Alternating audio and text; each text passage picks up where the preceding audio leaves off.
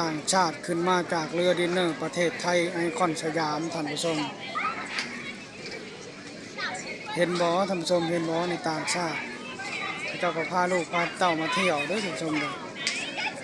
เที่ยวไทยไอคอนสยามดังทั่วโลกแล้วท่านผู้ชมต่างชาติอยู่ประเทศบ่ได้แล้วต้องมาเที่ยวประเทศไทยไอคอนสยามเรือดินเนอร์ท่านผู้ชมโอ้โหเป็นขบวนใหญ่มากๆเลยผู้สาวสวยงามน่ารักจริงๆน่ารักมากๆ ตรงนี้จะเป็นทางออกจากเรือนะทางขึ้นมาจากเรือด้วยท่านผู้ชมเลยก็จะมีหลายประเทศมากๆที่อยู่ไม่ได้อยากมาเที่ยวเรือประเทศไทยนี่ท่านผู้ชมเห็นบ่ท่านผู้ชมโอ้โหลุมขึ้นมาหลุดมีแต่ฝรั่งต่างชาติทั้งนั้นเลยท่านผู้ชมโอ้โห Yes เคยไปไทยพามาชมเรือดินเนอร์อยู่ล่องแม่น้ำเจ้าพระยาเยอะมากๆท่านผู้ชมดูวิ่งสวนกันสนั่นเลยเจ้าพระยาปิดเศษเบอร์หนึ่งกำลังตืดกันนิดหน่อยท่านผู้ชมทางนี้ก็ลอยลงไปเอเชียทิกท่านผู้ชม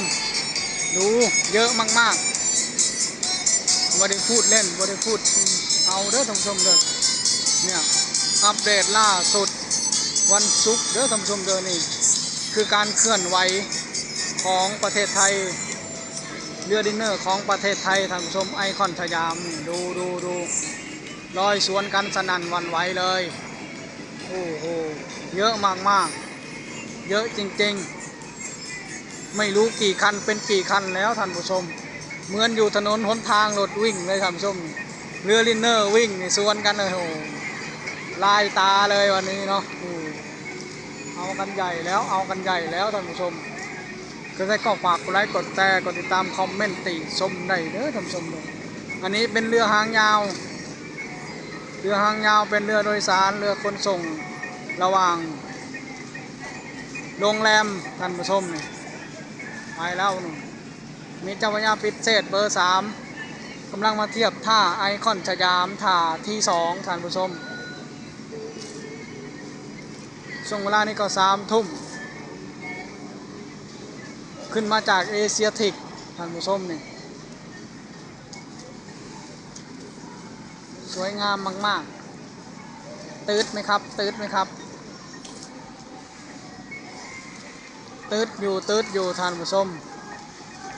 เจ้าพระยาปิดเศษเบอร์3เด้อท่านผู้ชมเด้อ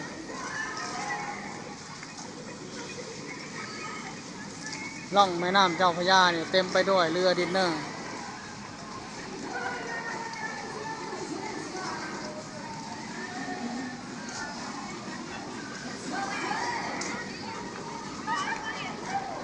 ฝรั่งใส่ชุดสีขาวนี่น่าจะตืดกันใหญ่เลย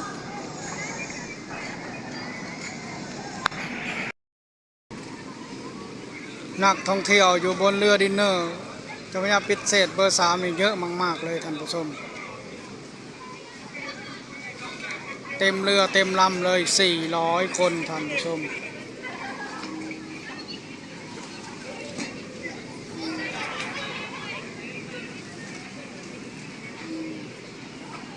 ดูเขาจะดึกเสือกมาใส่เสา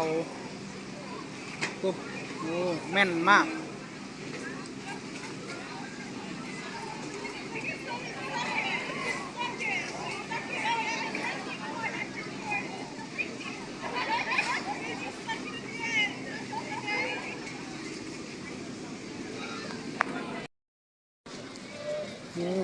ตอนนี้ขึ้นมาเลยเด้อท่านผู้ชมเด้อพร้อมแล้ว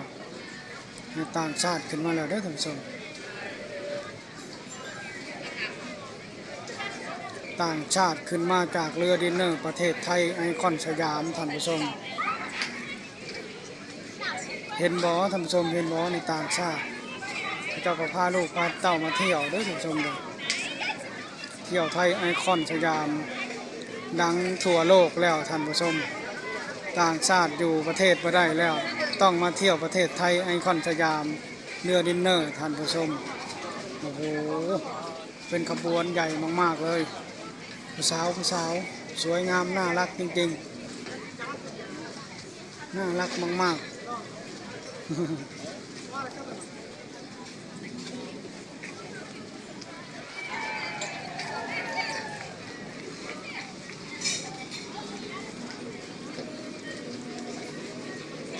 ตรงนี้จะเป็น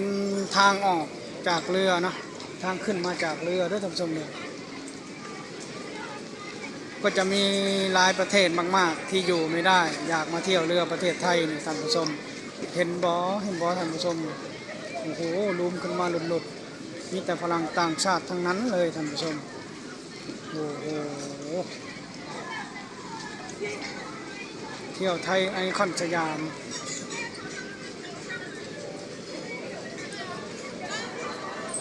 โอ้สาวฝรั่งท่านผู้ชม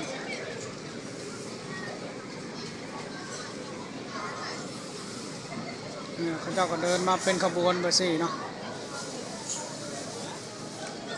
โอ้โหข้ามน้ำข้ามทะเลมาเที่ยวประเทศไทยไอคอนสยาม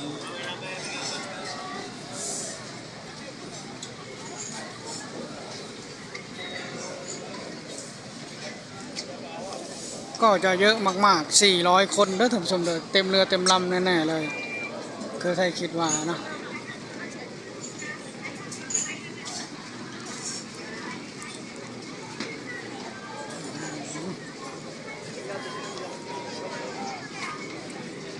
รูมขึ้นมาเยอะมากๆ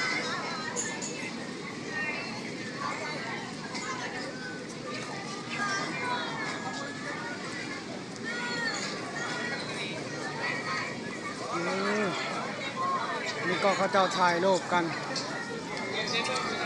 ประเทศใดเนาะท่านผู้ชมนะ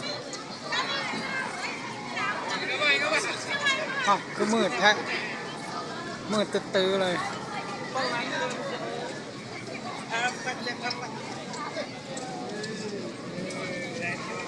ประเทศ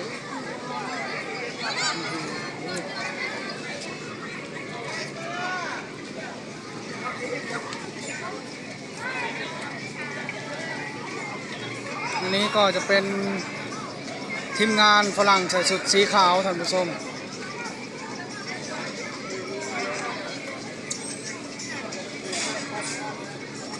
สาวซีฟิวนักนมบักใหญ่เลยท่านผู้ชมไปแหละเดินน้ำอ้ายอ๋อเขาเดินกันเยอะมากๆเลย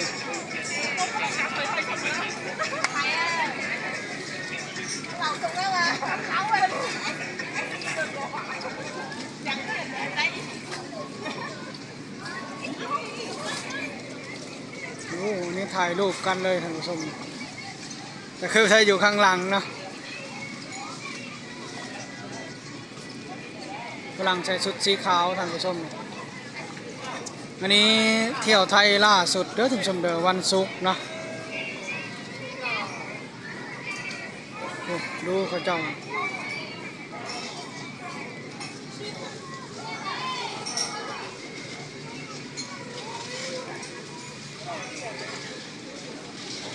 จักประเทศใดเป็นประเทศใดเด้อท่านผู้ชมเด้อดูไม่ออกน่าจะเป็นคน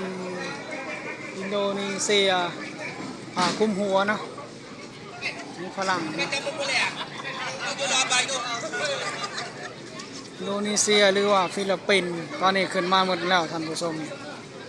คือให้ก็ฝากกดไลค์กดแชร์กดติดตามคอมเมนต์ติชมได้เด้อท่านผู้ชมเลยคลิปนี้คือจะขอลาจบแค่นี้ก่อนพอกันคลิปหน้าขอบคุณครับ